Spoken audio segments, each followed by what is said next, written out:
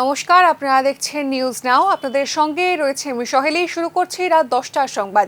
বন্যার্ত মানুষজনদের সাহায্য করতে গিয়ে প্রাণ হারিয়েছেন আগরতলা ইন্দ্রনগর এলাকার যুবক চিরঞ্জিত দে। রবিবার চিরঞ্জিতের বাড়িতে যান মুখ্যমন্ত্রী মানিক সাহা। ঘটনায় গভীর দুঃখ প্রকাশ করে মৃত যুবকের পরিবার পরিজনদের সান্ত্বনা ও সমবেদনা জানান মুখ্যমন্ত্রী। আর্থিক সাহায্য হিসেবে চিরঞ্জিতের পরিবারের হাতে 4 লক্ষ টাকার একটি চেক তুলে দেন তিনি। উল্লেখ্য, বন্যার জলে আটকে পড়া মা ও সন্তানকে রক্ষা করতে গিয়ে প্রাণ হারান সাহসী যুবক চিরঞ্জিত দে। প্রাণচঞ্চল এই যুবকের অকাল মৃত্যুতে স্থানীয় মহলেও শোকের ছায়া। দুঃখের বিষয় যে বন্যাতে কত লোকের যে প্রাণ গেল। অন্য জায়গায় তো ঠিক আছে, এখানে যা শুনলাম চিরঞ্জিত সেন, তার বয়স মাত্র 30-31 বছর, একটা প্রাইভেট গাড়িতে সে ড্রাইভার হিসাবে কাজ করত। 23 তারিখে মানে অন্যদেরকে বাঁচাতে গিয়ে নিজে প্রাণ বলিদান।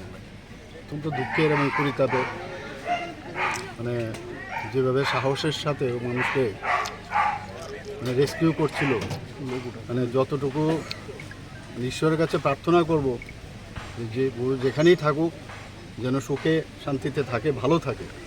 কারণ যেভাবে আমি শুনলাম 3 বোন আর 3 বোনের বিয়ে হয়ে গেছে, আর ও একই সন্তান, মা বাবাকেও দেখলাম একজন স্ট্রোকের রুগী। তো আমি ডিএম সাহেবকে বললাম যে ওদের বাড়ির যে বিষয়টা বললাম, বাড়িটা যাতে ঠিক করে দেওয়া যায় এবং সেটা উনি করবেন বলেছেন। আর দুজনকেই ভাতার, যে কারণ একমাত্র উনি উপার্জনশীল ছিল। তো আমি বললাম যে দুজনকেই যে বিভিন্ন ভাতা আমাদের আছে সে ভাতা অন্তর্ভুক্তি করা হয়। পয়সা দিয়ে তো কিছু হবে না। 4 লাখ টাকার আমরা যে ডিজাস্টার ম্যানেজমেন্টের যে আমাদের পদ্ধতি আছে সেই অনুযায়ী ওনাকে আমরা সাহায্য করলাম। ওকে তো আর ফেরত পাবো না, কিন্তু আমাদের তরফ থেকে যাতে ওরা খেয়ে বেঁচে থাকতে পারে সেই ব্যবস্থাটা আমি ডিএম সাহেবকে বললাম, উনি বলেছেন করে দেবেন। বন্যা পরবর্তী পরিস্থিতি মোকাবিলার জন্য মুখ্যমন্ত্রীর নেতৃত্বে অনুষ্ঠিত হয়েছে সর্বদলীয় বৈঠক। গণতান্ত্রিক ঐতিহ্য মেনে বিরোধীদের নিয়ে দুর্যোগ মোকাবিলায় মুখ্যমন্ত্রী মানিক সাহার উদ্যোগকে স্বাগত জানিয়েছে প্রদেশ কংগ্রেস। রবিবার সাংবাদিক সম্মেলনে সর্বদলীয় বৈঠকে প্রদেশ কংগ্রেসের অবস্থান তুলে ধরেন কংগ্রেস বিধায়ক সুদীপ রায় বর্মন ও প্রদেশ কংগ্রেস সভাপতি আশিস কুমার সাহা। মূলত বন্যায় ক্ষতিগ্রস্ত মানুষদের স্বার্থে বৈঠকে কংগ্রেস কি কি বিষয়ের বাস্তবায়নের উপর গুরুত্ব আরোপ করেছে, মূলত সেই সমস্ত বিষয় নিয়েই কথা বললেন সুদীপ রায় বর্মন। এই প্রসঙ্গে ক্ষতিগ্রস্ত মানুষদের জন্য কংগ্রেস প্রতি বিধানসভা কেন্দ্রে ও জেলাগুলিতে সর্বদলীয় কমিটি গঠনের প্রস্তাব দিয়েছে বলে জানিয়েছেন সুদীপ বাবু। দুর্নীতি ও দলবাজি বাদ দিয়ে সরকারি সাহায্য থেকে ক্ষতিগ্রস্ত মানুষজন যাতে বঞ্চিত না হন তার জন্যই এই প্রস্তাব রাখা হয়েছে বলে জানিয়েছেন তিনি। রাজ্যের মাননীয় মুখ্যমন্ত্রীকে ধন্যবাদ জানিয়েছি সর্বদলীয় মিটিং ডাকার জন্য, এবং ওনাকে বলেছি এখানে দোষ ত্রুটি বিচ্যুতি যেগুলো আছে শাসক বিরোধী ঐক্যের ভিত্তিতেই এই দুর্যোগপূর্ণ কঠিন পরিস্থিতি মোকাবিলার জন্য কংগ্রেস বৈঠকে গুরুত্ব দিয়েছে বলে জানিয়েছেন সুদীপ রায় বর্মন। বন্যায় ক্ষতিগ্রস্ত কৃষক ও ক্ষুদ্র ব্যবসায়ী সহ সাধারণ প্রান্তিক অংশের মানুষকে সাহায্য করার জন্য সর্বদলীয় বৈঠকে কংগ্রেস দল বেশ কিছু প্রস্তাব রেখেছে বলে এদিন জানিয়েছেন বিধায়ক সুদীপ রায় বর্মন। শোনা যাক এই প্রসঙ্গে তিনি কি জানালেন।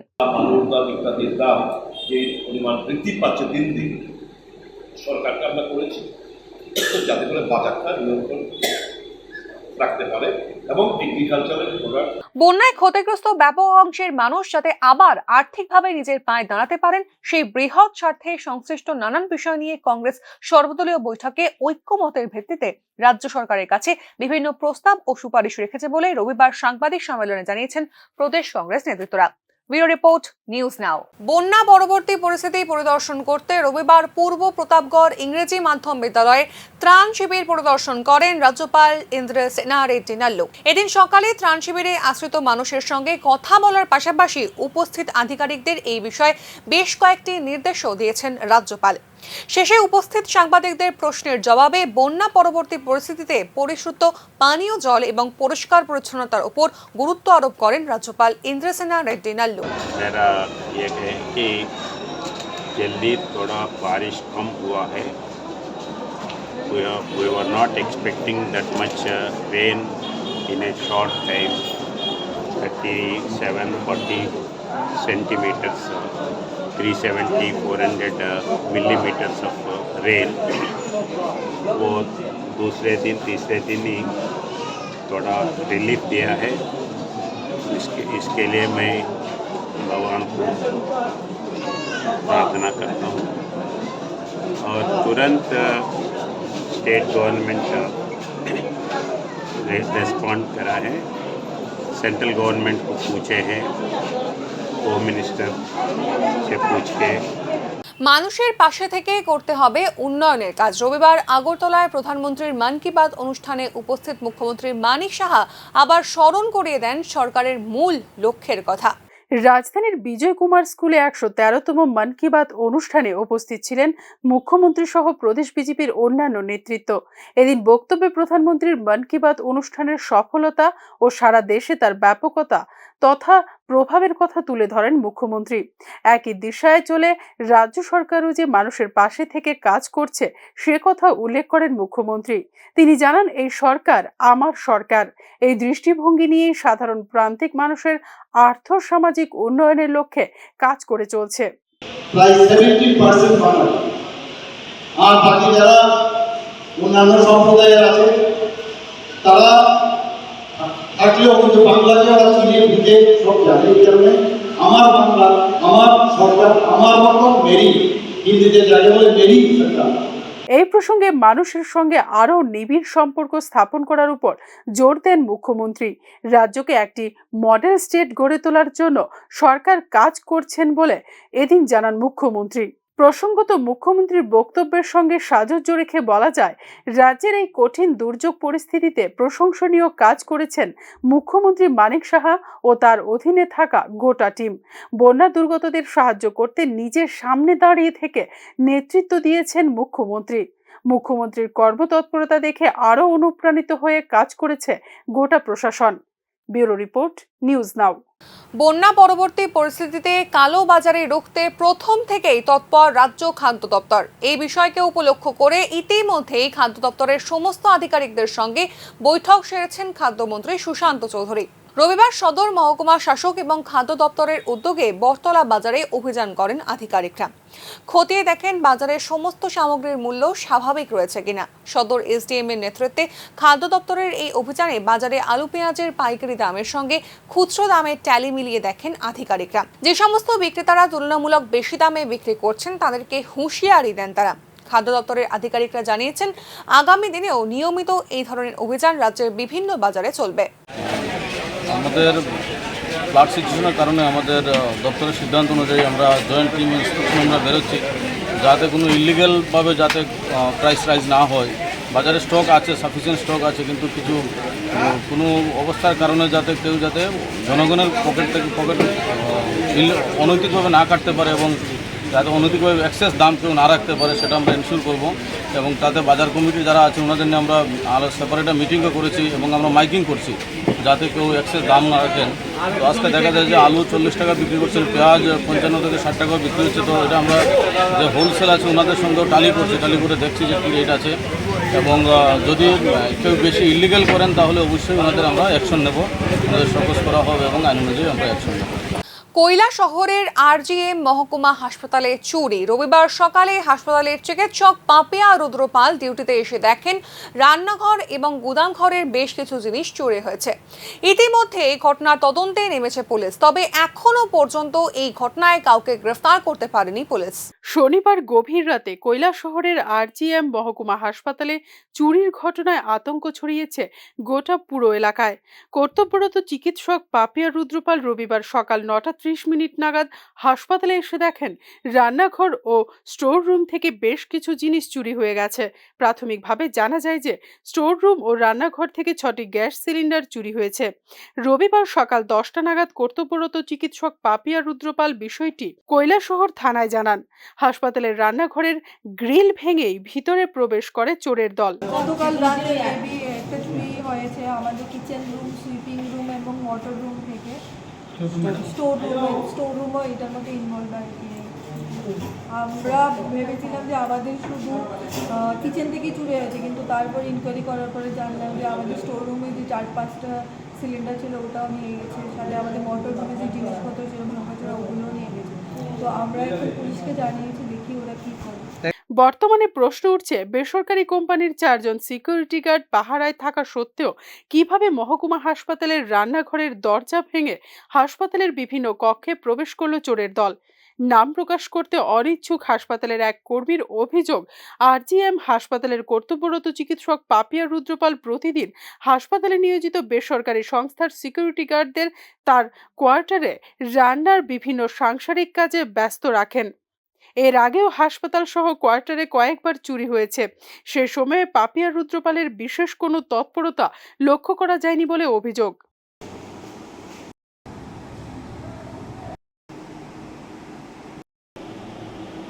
বর্তমানে পুলিশ তদন্ত করছে, তবে সংবাদ লেখা পর্যন্ত পুলিশ কাউকে জালে তুলতে পারেনি। শহরের প্রাণকেন্দ্রে সরকারি মহকুমা হাসপাতালে এ ধরনের চুরি হওয়ায় আতঙ্কে আছেন শহরের মানুষ। কৈলাসহর থেকে দেবাশিস দত্তের রিপোর্ট, নিউজ নাও। বন্যা বিধ্বস্ত ত্রিপুরায় ত্রাহি ত্রাহি রব, অপেক্ষাকৃত নিম্ন অঞ্চলের মানুষ কার্যত সর্বশান্ত।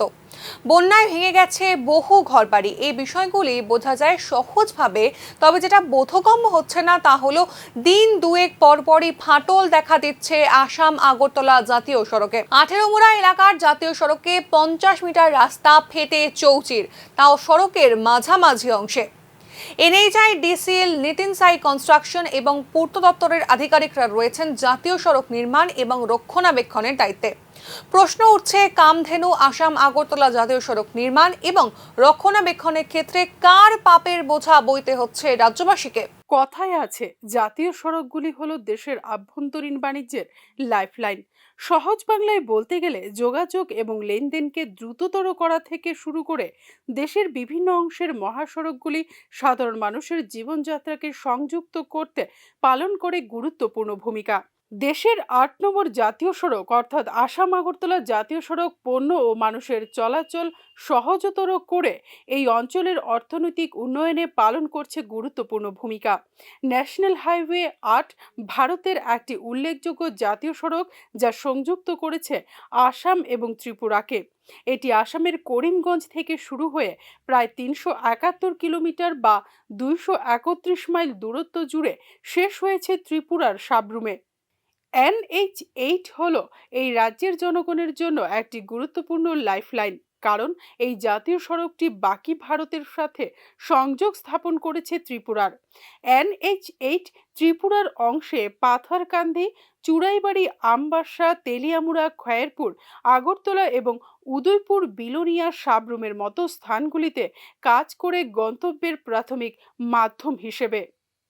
এছাড়াও প্রতিরক্ষা কর্মীদের জন্য একটি কৌশলগত লিঙ্ক হিসেবে কাজ করে NH8। আর রাজ্যের এই গুরুত্বপূর্ণ লাইফলাইনটি আজ একাংশের কাছে হয়ে উঠেছে কামধেনু। কেন্দ্রীয় অর্থের দোহন প্রতিযোগিতায় একদিকে যেমন রয়েছে বহিরাজ্যের NHI, DCL, নিতিন সাই কনস্ট্রাকশনের বিরুদ্ধে অভিযোগ, অপরদিকে অভিযোগ রয়েছে রাজ্যের পূর্ত দপ্তরের একাংশ প্রকৌশলী এবং উচ্চ আধিকারিকদের বিরুদ্ধেও। দিন দুয়েক পরপরই জাতীয় সড়ক ভাঙনের ঘটনাগুলি উঠে আসছে সংবাদ মাধ্যমে। তবে জাতীয় সড়ক ভাঙনের সর্বশেষ নমুনায় আশঙ্কা প্রকাশ করেছেন প্রকৌশলী মহল। সাম্প্রতিক বন্যায় যেখানে সমতলে ব্যাপক ভূমিধসে বিধ্বস্ত ত্রিপুরা, সেখানে 18মুড়ার শিব মন্দির এলাকায় জাতীয় সড়কের মাঝামাঝি অংশে ভাঙন রীতিমতো ভ্রু কুঁচকে দিয়েছে প্রকৌশলীদের। 18মুড়ার শিব মন্দির এলাকায় জাতীয় সড়কের মাঝামাঝি প্রায় 50 মিটার অংশে দেখা দিয়েছে চওড়া ফাটল। প্রশ্ন উঠেছে, যেখানে জাতীয় সড়কের নির্মাণ এবং রক্ষণাবেক্ষণে নিয়োজিত রয়েছে একাধিক কোম্পানি, সরকারি দপ্তর ও প্রতিষ্ঠান, সেই ক্ষেত্রে গুরুত্বপূর্ণ এই লাইফলাইন কদিন বাদে বাদেই কেন হয়ে পড়ে চলাচলের অনুপযুক্ত? বিশেষজ্ঞরা আগেই পর্যবেক্ষণ করেছেন যে NHI, DCL ত্রিপুরায় জাতীয় সড়ক নির্মাণের সময় অনুসরণ করেনি ইঞ্জিনিয়ারিং নিয়মগুলো। রাস্তা সোজা করার নামে তারা ভূসংস্থান, নদীর গতিপথ এবং মাটির ধরন সঠিকভাবে মূল্যায়ন না করেই কেটে ফেলে পাহাড়। ফলস্বরূপ ত্রিপুরায় সেই সমস্ত নবনির্মিত রাস্তাগুলো হয়ে পড়ে অরক্ষিত। তারপরেও কোনো এক জাদু বলে একে একে জাতীয় সড়ক সহ অন্যান্য সড়কের ডজন খানেক প্রজেক্ট পেয়ে যায় NHIDCL। এবার আসা যাক নিতিন সাই কনস্ট্রাকশনের ভূমিকায়। মাত্র বছর খানেক আগে আসাম আগরতলা জাতীয় সড়কের রক্ষণাবেক্ষণের জন্য 217 কোটি টাকার বরাদ পায় অন্ধ্রপ্রদেশের নিতিন সাই কনস্ট্রাকশন কোম্পানি। আসাম আগরতলা জাতীয় সড়কের পাহাড়ি ঢালে আদিবাসী অধ্যুষিত 43 মাইল এলাকায় বসবাসকারী স্থানীয়রা প্রথম থেকেই জাতীয় সড়কের রক্ষণাবেক্ষণ কাজে নিম্নমানের সামগ্রী ব্যবহার করায় পুরো মহাসড়কটি মরণ ফাঁদে পরিণত হয়েছে বলে অভিযোগ করছেন নিতিন সাই কনস্ট্রাকশন কোম্পানির বিরুদ্ধে।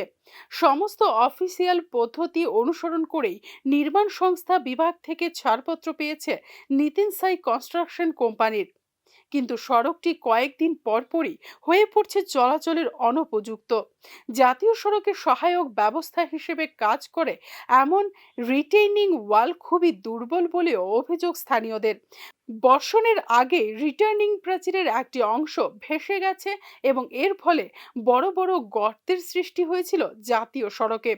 এবারের বৃষ্টিতে জাতীয় সড়কের 47 মাইল এলাকায় দেখা দেয় বিশাল ফাটল।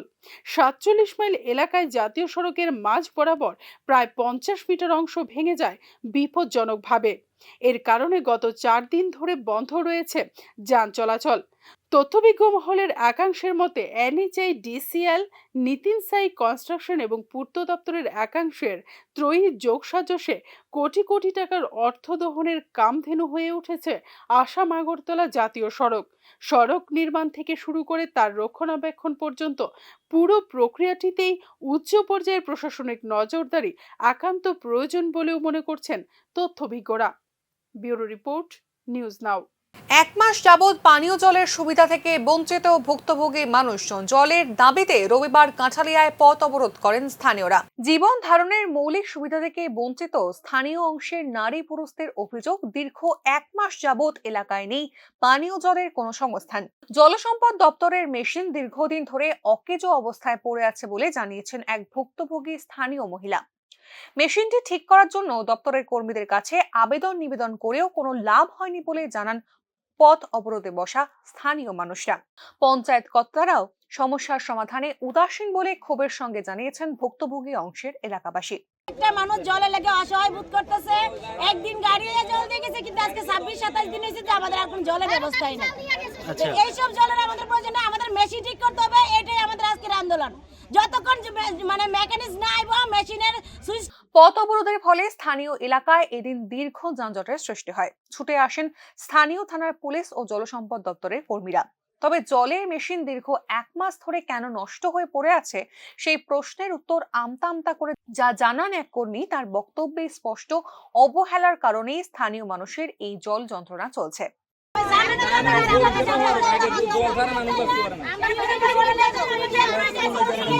জলের মেশিন ঠিক করে জল সরবরাহ চালু না করা পর্যন্ত এই পথ অবরোধ চলবে বলে জানিয়েছেন স্থানীয় নারী পুরুষরা।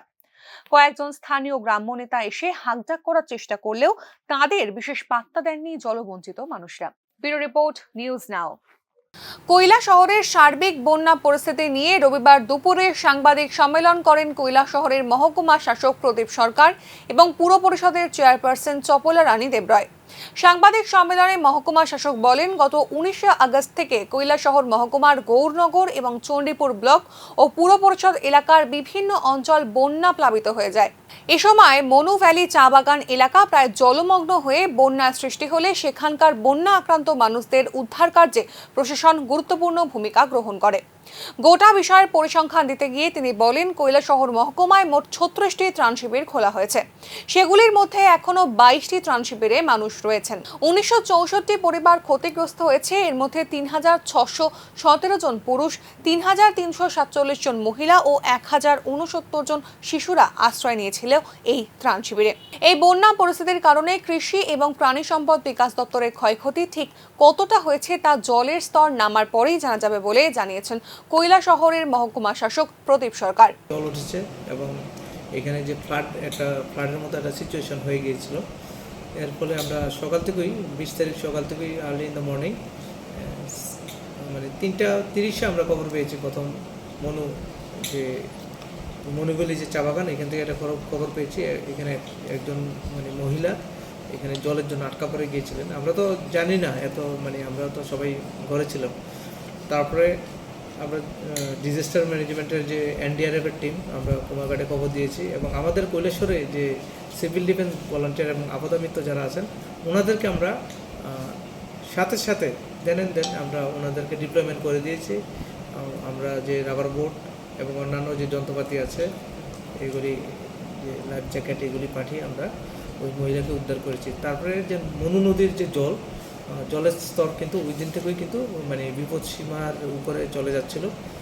তারপরে আমাদের 20 তারিখ, 21 তারিখ, 22 তারিখ এবং 23 তারিখ পর্যন্ত কিন্তু আমরা রেস্কিউ অপারেশন করেছি। আমাদের এখানে এনডিআরএফের টিম একটা এসেছিলো কুমারঘাট থেকে, টিএসআরের যে জওয়ানরা আছেন এখানে এসডিআরএফ বলে, এসডিআরএফের একটা টিম এসেছে কাঞ্চনপুর থেকে, আমাদের এখানে কন্টিনিউয়াস কাজ করেছে।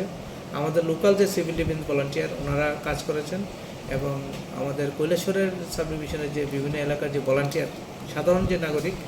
ভয়াবহ বন্যা পরিস্থিতিতে বন্ধ হয়েছে শিক্ষা প্রতিষ্ঠানগুলি, আপাতত সেগুলি থাকবে বন্ধই। রবিবার সাংবাদিক সম্মেলনে এরকমটাই জানিয়েছেন শিক্ষা দপ্তরের আধিকারিকরা। পাশাপাশি বাতিল করা হয়েছে কলেজের সেমিস্টারের পরীক্ষাগুলিও। গোটা রাজ্যে 239টি স্কুল এখনও রয়েছে ত্রাণ শিবিরে। বন্যার কারণে ভেঙে গিয়েছে 209টি স্কুল বাড়ি। প্রায় 12,000 ছাত্রছাত্রীর বইপত্র নষ্ট হয়ে গিয়েছে বন্যার জলে। এক্ষেত্রে এসআইসিআরটিকে নির্দেশ দেওয়া হয়েছে নতুন বই প্রদান করার জন্য।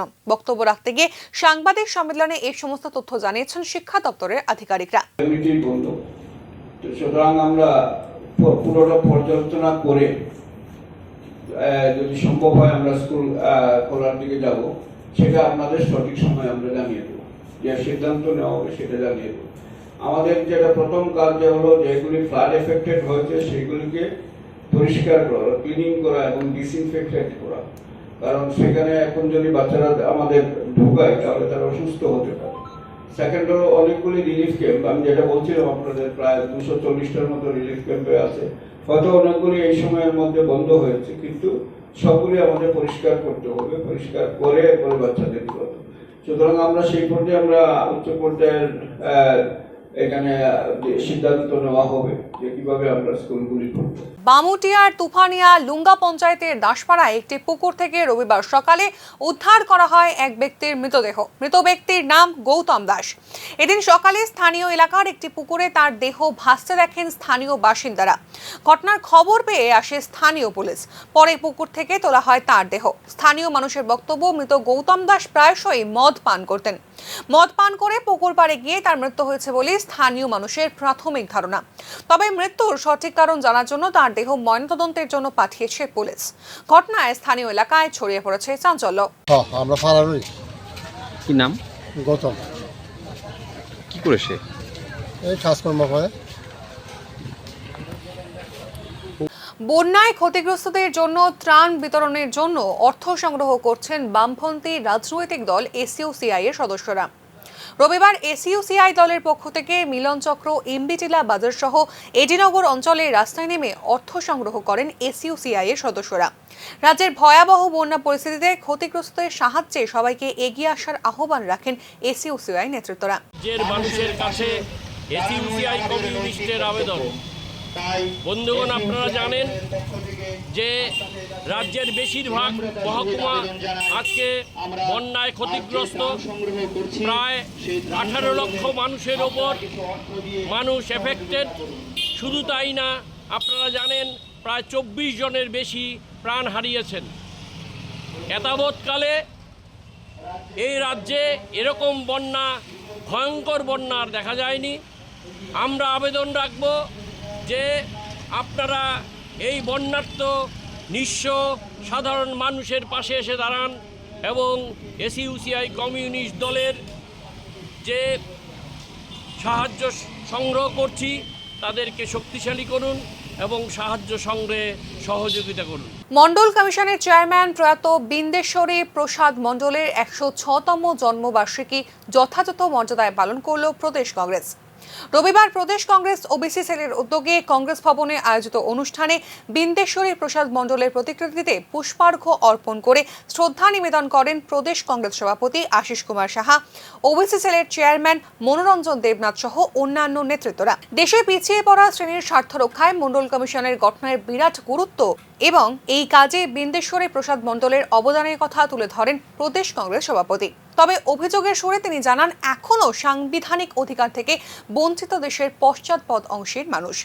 কংগ্রেস দল তাদের আর্থসামাজিক উন্নয়নের লক্ষ্য নিয়ে লড়াই সংগ্রাম করছে বলে জানিয়েছেন প্রদেশ কংগ্রেস সভাপতি আশিস কুমার সাহা। লোকসভা নির্বাচনের আগে কংগ্রেস দল তার যে 5টি ন্যায়, তার মধ্যে ভাগিদারি ন্যায়, মানে এই পশ্চাৎপদ অংশের ফের 7 জন বাংলাদেশি আটক, সঙ্গে আটক করা হয় এক ভারতীয় দালালকেও। ঘটনাচক্রে এই দালাল একজন অটো চালক। পুলিশের দাবি, গোপন সূত্রের ভিত্তিতে এই দলটিকে বামুটিয়া সীমান্ত থেকে আটক করা সম্ভব হয়েছে। আবারও গোপন সংবাদের ভিত্তিতে লেফুঙ্গা থানার বামুটিয়া পুলিশ ফাঁড়ির বামুটিয়া সীমান্ত থেকে বামুটিয়া ফাঁড়ি এবং লেফুঙ্গা থানার যৌথ অভিযানে গ্রেপ্তার 7 অবৈধ বাংলাদেশি অনুপ্রবেশকারী।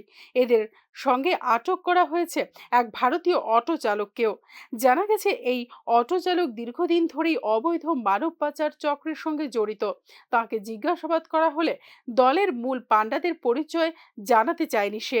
এই বিষয়ে লেফুঙ্গা থানার ওসি সহদেব দাস জানান, তারা বামুটিয়া সীমান্ত থেকে 7 জন অবৈধ অনুপ্রবেশকারীকে গ্রেপ্তার করতে সক্ষম হয়েছেন। এই অবৈধ মানব পাচারের সঙ্গে যুক্ত ভারতীয় দালালকে তার অটোসহ গ্রেপ্তার করে লেফুঙ্গা থানার পুলিশ।